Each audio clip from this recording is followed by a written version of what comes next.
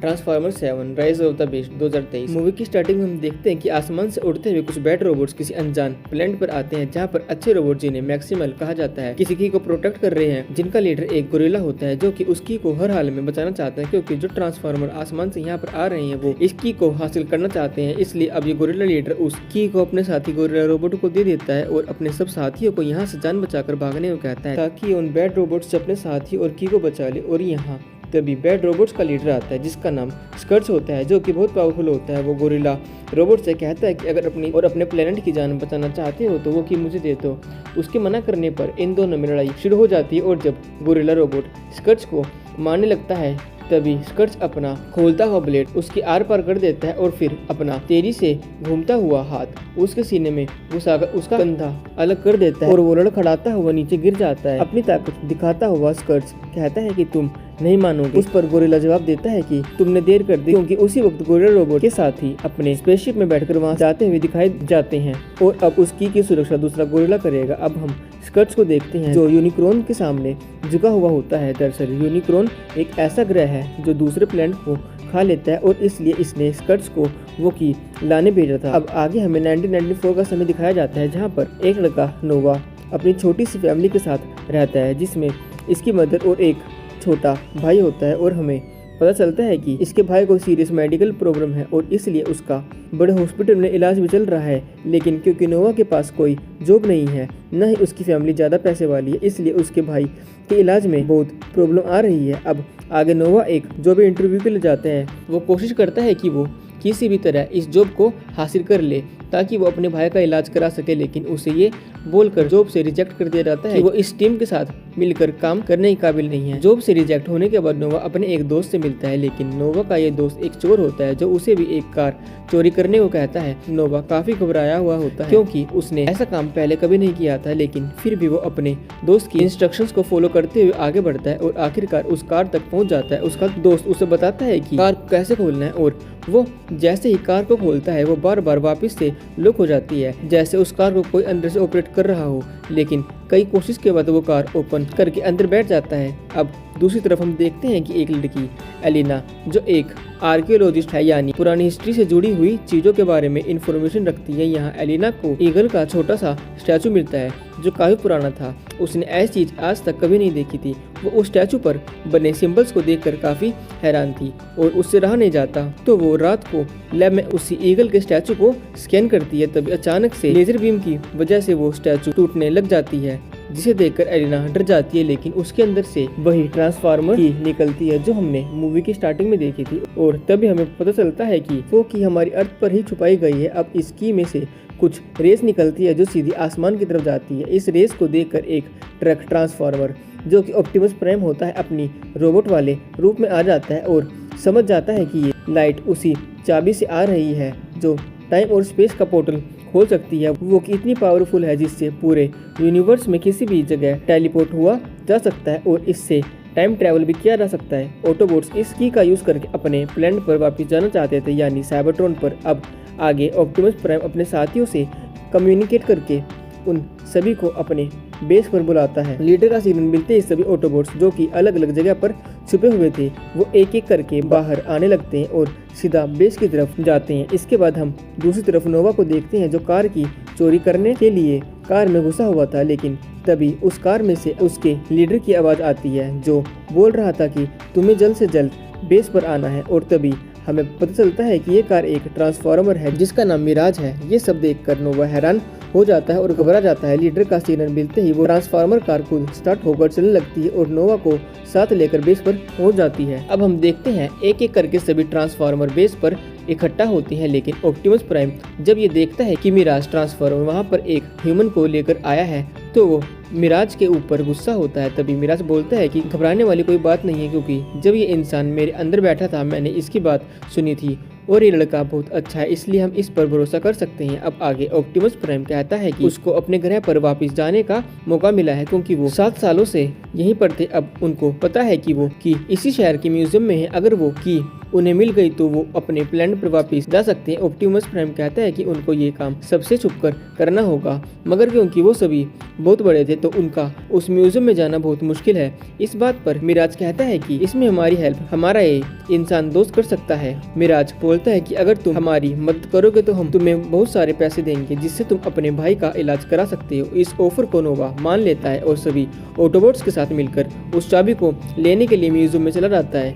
पर जैसे ही नोवा म्यूजियम के अंदर जाता है तो वो देखता है कि वो की एलिना के हाथों में है। नोवा एलिना को समझाता है कि वो की बाहर खड़े ऑटोबॉट्स की है, इसलिए वो इस की को लेने यहाँ आया है। लेकिन एलिना उसकी बातों पर भरोसा नहीं करती और नोवा को चाबी देने से मना कर देती है। लेकिन तभी हम देखते हैं कि उस म्यूजियम के बाहर ऑटोबॉट्स के साथ साथ टेराकोन्स जो कि बैड रोबोट्स होते हैं वो भी वहाँ आ जाते हैं। और जैसे एलिना उन्हें देखती है तो उन्हें देखकर डर जाती है, इसलिए वो चाबी नोवा को दे देती है और कहती है तुम लोगों से मेरा कोई लेना देना नहीं है। स्कर्ट जो बैड रोबोट होता है अपनी आर्मी के साथ पूरे म्यूजियम को ब्लास्ट कर देता है और इस की को ढूंढने की कोशिश करते हैं। इसलिए नोवा और एलिना उनसे छुपते हुए की को बाहर लेकर आ जाते हैं और उसी की को लेने के लिए टेराकोन्स और ऑटोबॉट्स के बीच में लड़ाई स्टार्ट हो जाती है। इन दोनों ग्रुप्स के बीच में बहुत सी फायरिंग होती है तो वहाँ कोई अपनी तलवार से लड़ रहा होता है और अब यहाँ पर ऑप्टिमस प्राइम और स्कर्ट्स का आमना सामना होता है। लेकिन ऑप्टिमस प्राइम की ताकत स्कर्ट्स के सामने फीकी पड़ती है और स्कर्ट्स ऑप्टिमस प्राइम पर हावी होते हुए कहता है कि मुझे हारते हुए लोगों को देखते हुए बहुत मजा आता है और वो उसे अपनी लात मारकर दूर फेंक देता है। और दूसरी तरफ एक रोबोट नोवा और एलिना पर फायरिंग करता है, पर यहाँ पर एक फीमेल रोबोट उनकी जान बचाती है और वो इनको यहाँ से चाबी लेकर निकलने को बोलती है, पर ये की इनसे छूटकर बैड रोबोट्स के हाथ लग जाती है। वही स्कर्ट्स ऑप्टिमस प्राइम को जान से मारने ही वाला होता है, तभी ऑप्टिमस प्राइम का एक साथी उड़ता हुआ उसके आगे आ जाता है और अपनी जान की कुर्बानी दे देता है। अब स्कर्ट्स दोबारा से ऑप्टिमस प्राइम को मारने के लिए आगे बढ़ता है, लेकिन तभी आसमान से एक उड़ता हुआ ईगल रोबोट आता है और वहां ब्लास्ट करता है। बैड रोबोट्स उसे देखकर कहते हैं अब लड़ने मजा आएगा, लेकिन स्कर्ट्स कहता है कि नहीं, जो हमें चाहिए था हमने ले लिया, अब चलो यहाँ से। इतनी देर में वहाँ पुलिस आ जाती है और वो सब वहाँ से निकल जाते हैं क्योंकि ये ह्यूमंस को अपनी असली आइडेंटिटी नहीं दिखा सकते हैं। अब आगे हम ऑप्टिमस को देखते हैं जो बहुत सैड होता है और वो बोलता है कि मरना मुझे चाहिए था, जबकि मेरे साथी ने मेरी जान बचाने के लिए अपनी जान दे दी। लेकिन यहाँ वो ईगल रोबोट उनको समझाती है कि तुम हौसला रखो, हमें किसी भी तरह उनका मुकाबला करना है। ये ईगल रोबोट उसी टीम का हिस्सा थी जो हमने स्टार्टिंग में देखी थी। अब नोवा और एलिना ऑटोबॉट से उस की के बारे में पूछते हैं कि वो लोग कौन थे और इस की के पीछे क्यों पड़े हैं। इस पर ऑटोबॉट्स कहते हैं कि वो एक ऐसी चाबी जिसे टाइम और स्पेस में पोर्टल खोला जा सकता है और फिर उसके जरिए कहीं भी जाया जा सकता है। हम उस चाबी का यूज करके अपने प्लेनेट पर जाना चाहते हैं, लेकिन वही चाबी यूनिकॉर्न नाम का एक दुश्मन को भी चाहिए और ये सारे टेराकोन उसी के रोबोट्स थे जो उसके लिए इस चाबी को लेने आए थे। अगर यूनिकॉर्न को चाबी मिल गई तो वो अर्थ के साथ यूनिवर्स के बहुत सारे प्लेनेट डिस्ट्रॉय कर देगा और उन सबको खा जाएगा। इस पर ऑप्टिमस कहता है कि चाबी पूरी नहीं बल्कि आधी है, इसलिए अभी यूनिकॉर्न कुछ नहीं कर सकता क्योंकि चाबी का आधा हिस्सा अभी भी उसे ढूंढना बाकी है। ये बात सुनकर एलिना सारे ऑटोबॉट से कहती है कि वो चाबी जिस स्टैचू के अंदर थी उसने उस पर बने हुए निशानों पर रिसर्च की थी। उन निशानों को पढ़ने के बाद उसे ये पता लगा था कि वो सिंबल पेरू देश के एक प्राचीन मंदिर की तरफ इशारा कर रहे थे और इसलिए मुझे ऐसा लगता है कि चाबी का दूसरा हिस्सा पेरू के उसी मंदिर में होगा। अब एलिना और नोवा ऑटोबॉट्स के साथ पेरू देश के उसी मंदिर में जाते हैं। उस मंदिर की गुफा बहुत छोटी छोटी होती है, इसलिए सारे ऑटोबॉट्स ये फैसला करते हैं कि एलिना और नोवा गुफा में जाएंगे और चाबी के दूसरे हिस्से को ढूंढ कर लाएंगे और सारे ऑटोबॉट्स बाहर रहकर स्कर्ट्स के आने का इंतजार करेंगे क्योंकि इनको पता है कि चाबी का दूसरा हिस्सा लेने के लिए स्कर्ट्स यहाँ जरूर आएगा। अब इनके प्लान बनाने के बाद हम देखते हैं कि स्कर्ट्स और उसके साथी दूर से इनको ऑब्जर्व कर रहे थे। स्कर्ट्स अपने साथियों के साथ चाबी के दूसरे हिस्से का इंतजार कर रहा था ताकि बाद में वो उनसे चाबी छीन ले। एलिना और नोवा जैसे ही गुफा के अंदर आते हैं उन्हें यहाँ पत्थर पर एक बड़ा सा बॉक्स मिलता है। वो उसे खोलते हैं लेकिन वो खाली होता है, पर उस बॉक्स के अंदर काफी सारे निशान बने होते हैं और एलिना को ये निशान इम्पोर्टेंट लगते हैं, इसलिए वो उन निशानों को कॉपी कर लेती है बाहर। स्कर्ट्स को ऐसा लगता है कि नोवा और एलिना को की मिल गई है, इसलिए वो अपनी आर्मी के एक छोटे से मेंबर को उस गुफा में भेज देता है ताकि वो उन दोनों को मारकर चाबी के हिस्से को स्कर्ट्स के पास ले आए। पर जैसे ही वो छोटा रोबोट नोवा और एलिना के पास जाता है तो नोवा उसे देखकर अपनी कम्युनिकेशन डिवाइस के जरिए मिराज को बता देता है कि स्कर्ट्स अपनी आर्मी के साथ वहां आ चुका है और उसके एक साथी ने हम पर अटैक कर दिया है। ये सुनते ही सारे ऑटोबॉट्स स्कर्ट्स और उसके साथियों को ढूंढ लेते हैं और दोबारा से इनके बीच में लड़ाई होने लगती है। बैड रोबोट्स की टीम ऑप्टिमस प्राइम और उनकी टीम के पीछे होती है। तभी ऑप्टिमस प्राइम खुद को ट्रक से कन्वर्ट करके अपनी रोबोटिक बॉडी में आ जाता है और अपनी गन उनकी तरफ करके फायरिंग करने लगता है। फीमेल रोबोट भी कार के साथ लटक कर फायरिंग करती है। इस फाइट के दौरान बैड रोबोट्स का एक साथी मारा जाता है और दोबारा से ऑप्टिमस प्राइम और स्कर्च एक दूसरे के आमने सामने होते हैं। ये दोनों एक दूसरे की तरफ भागते हुए जा रहे होते हैं, लेकिन तभी वो ईगल रोबोट उस ब्रिज पर फायरिंग कर देती है, जिससे बहुत बड़ा ब्लास्ट होता है और दोनों रोबोट्स जो एक दूसरे को मारने के लिए बढ़ रहे थे अब वो अपनी अपनी जगह पर रुक जाते हैं। लेकिन तभी स्कर्च अपनी वेपन से ईगल रोबोट को घायल कर देता है। अब ऑप्टिमस प्राइम स्कर्च को कहता है कि तुम्हारा काम मैं तमाम करूंगा। दूसरी तरफ एलिना और नोवा जमीन के नीचे बने हुए मंदिर के एक दूसरे रास्ते से बाहर एक जंगल में निकलती हैं। यहाँ पर इनके सामने एकदम से गोरिल्ला रोबोट आ जाता है, वही रोबोट जो मूवी की स्टार्टिंग में हमने देखा था, जिसको मरने वाले लीडर ने की देकर इसकी प्रोटेक्शन करने के लिए कहा था। इतनी ही देर में मिराज वहाँ आ जाता है और उनसे बोलता है कि ए रोबोट मेरे दोस्तों से दूर हटो। लेकिन उसी समय एक टाइगर जैसा दिखने वाला रोबोट मिराज पर हमला कर देता है। यहाँ पर एक राइनो रोबोट भी आ जाता है और तभी वहाँ पर ऑप्टिमस प्राइम भी आ जाता है, जो गन निकाल कर सबसे पीछे हटने को कहता है। इस पर गोरिल्ला रोबोट अपने सीने पर हाथ मारते हुए लड़ने के लिए रेडी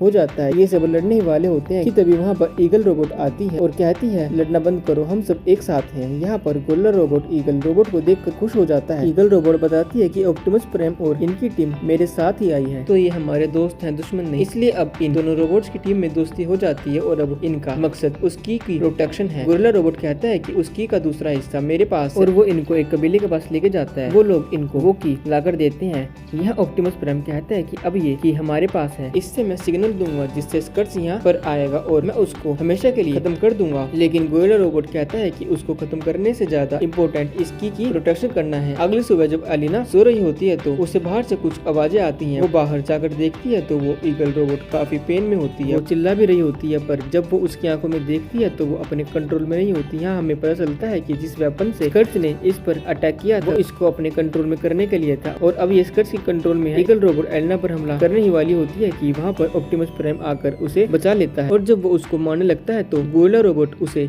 रोक देता है। अब इन्हें पता चलता है कि कुछ ही देर बाद बैड रोबोट्स भी यहाँ आने वाले हैं, तो गोरिल्ला रोबोट की का दूसरा हिस्सा नोवा को देता है और कहता है कि तुम यहाँ से चले जाओ और इसे कहीं छुपा दो और खुद बैड रोबोट से लड़ने के लिए तैयार हो जाता है। अब की नोवा के पास है तो वो तो शुरू से ही इस की को खत्म करना चाहता था ताकि अर्थ को बचाया जा सके। जब वो ऐसा करने लगता है तो ऑप्टिमस प्राइम वहाँ आ जाता है और वो कहता है कि मैं शुरू से जानता था कि तुम यही करना चाहते हो, लेकिन तुम हमसे हमारे घर जाने की उम्मीद मत छीनो। तुम अगर इसे खत्म कर दोगे तो हम कभी भी अपने घर वापस नहीं जा सकेंगे। ऑप्टिमस प्राइम की बात मानकर नोवा इसे नष्ट नहीं करता। एलिना जैसे ही की उठाती है तो उसको प्रोटेक्ट करने के लिए ईगल रोबोट एलिना को उठाकर वहाँ से ले जाती है। क्योंकि वो की अब एलिना के हाथ में थी तो ईगल रोबोट वो की स्कर्च तक पहुँचा देती है। स्कर्च जैसे गोरिल्ला रोबोट को देखता है तो वो हंसता हुआ कहता है कि मैं तुम्हारे जैसे दिखने वाले तुम्हारे भाई को मार चुका हूँ, अब अगला नंबर तुम्हारा है। और इतनी देर में ईगल रोबोट गोरिल्ला रोबोट पर हमला कर देती है। इन दोनों में बहुत फाइट होती है। गोरिल्ला रोबोट अपनी साथी को मारना तो नहीं चाहता था, लेकिन वो अभी भी अपने कंट्रोल में नहीं थी, पर कुछ यादें उसकी आ रही थी। वो खुद को काबू में करने की कोशिश कर रही थी। फिर वो अपने साथी रोबोट को कहती है कि प्लीज मुझे मार दो, क्योंकि तुमने मुझे ना रोका तो मैं बहुत नुकसान पहुंचाने वाली हूँ। गोरिल्ला ऐसा नहीं करना चाहता था, फिर भी वो अपनी पुराने साथी को मार देता है। जबकि दूसरी तरफ स्कर्च के पास अब की के दोनों हिस्से हैं, वो इनको मिलाकर यूनिक्रॉन को यहाँ बुलाना चाहता है और वो इस काम के लिए अपना प्रोसेस शुरू भी कर देता है। जबकि दूसरी तरफ अच्छे रोबोट्स प्लान बनाने लगते हैं कि क्या हम आखिरी चांस ले सकते हैं उस की को वापस लेने के लिए। तो वो प्लान बनाते हैं कि एलिना और नोवा को हम एक टनल के थ्रू वहां भेजेंगे जहां पर वो की अभी है और हम लोग ऊपर से अटैक करेंगे। जब ये लड़ने के लिए जा रहे होते हैं तो स्कर्च को पता चल जाता है कि वो अपने रोबोट्स की आर्मी इनको मारने के लिए भेजता है। यहाँ पर अच्छे रोबोट्स अपनी पावर में आकर अपने रूप को बदलकर बड़े रोबोट्स बन जाते हैं, यानी अब इनके पास पहले से ज्यादा पावर है। ऑप्टिमस प्राइम की टीम और मैक्सिमल ये दोनों मिलकर दुश्मन का सामना करते हैं। यहाँ पर जब ऑप्टिमस प्राइम एक बुरे रोबोट को मारने लगता है तो गोरिल्ला रोबोट वहाँ आकर उसे पत्थर से मार डालता है। फिर स्कर्च को पता चल जाता है कि नोवा नीचे है और वो उसे पकड़कर हवा में लटका देता है, लेकिन यहाँ पर मिराज आकर उसको बचा लेता है और स्कर्च से अकेला ही मुकाबला करने लगता है। लेकिन स्कर्च इसके सामने बहुत ज्यादा ताकतवर था तो इसे बहुत ज्यादा जख्मी कर देता है और जब स्कर्च नोवा को मारने लगता है तो एक बार फिर से मिराज उसके सामने आ जाता है और उसकी जान बचा लेता है और उसके ऊपर जितनी भी फायरिंग हो रही थी वो खुद पर ले रहा था ताकि नोवा का कुछ ना हो। दूसरी तरफ चाबी के दोनों हिस्से मिल रहे थे और धीरे धीरे आसमान में पोर्टल ओपन हो रहा था, जिसकी वजह से यूनिक्रॉन अर्थ पर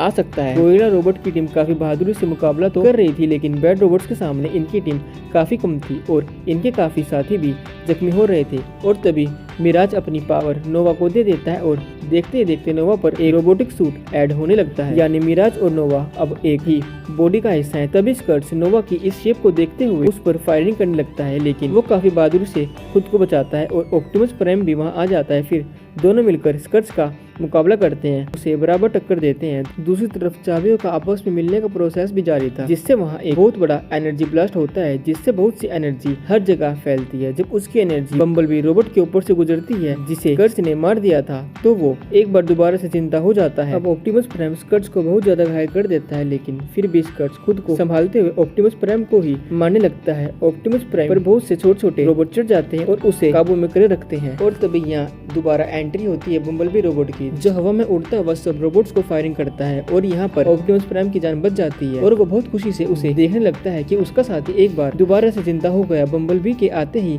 अच्छे रोबोट्स का पलड़ा भारी पड़ने लगता है। वहीं दूसरी तरफ एलिना उस कोड को क्रैक कर रही होती है ताकि उसकी की ताकतों को खत्म किया जा सके और यूनिक्रॉन यहाँ आ ना सके। सब अच्छे रोबोट्स एलिना को प्रोटेक्ट भी कर रहे होते हैं और आखिरकार ऑप्टिमस प्राइम अपनी तलवार स्कर्ट्स के मुंह में घुसाकर उसको जान से मार डालता है और उसका सर धड़ से अलग कर देता है। अब एलिना सबको कहती है कि मैं इन कीज को अलग नहीं कर पा रही हूँ, तो ऑप्टिमस प्राइम कहता है कि तुम सब यहाँ से जाओ, मुझे इस जगह को नष्ट करना होगा, इस की को भी और इस पोर्टल को भी। और जैसे ही वो इस जगह को ब्लास्ट करता है तो खुद भी खींचा चला जाता है। तभी नोवा वहाँ आकर उसकी जान बचाता है, लेकिन जब उसकी पावर काफी नहीं होती तो वहाँ पर गोरिल्ला रोबोट भी आ जाता है और वो कहता है कि हम सब साथ हैं, हम सब मिलकर मुकाबला करेंगे। और काफी मुश्किलों से ये लोग वहाँ से बचकर दूर चले जाते हैं और वो पोर्टल भी बंद हो जाता है और यूनिक्रॉन जो अर्थ को खाना चाहता था वो भी वापस चला जाता है और ये सब मिलकर एक खुले मैदान में आ जाते हैं और ये बहुत खुश थे कि हमने अर्थ को नष्ट होने से बचा लिया। और आगे मूवी में नोवा को उसी कंपनी का मालिक मिलता है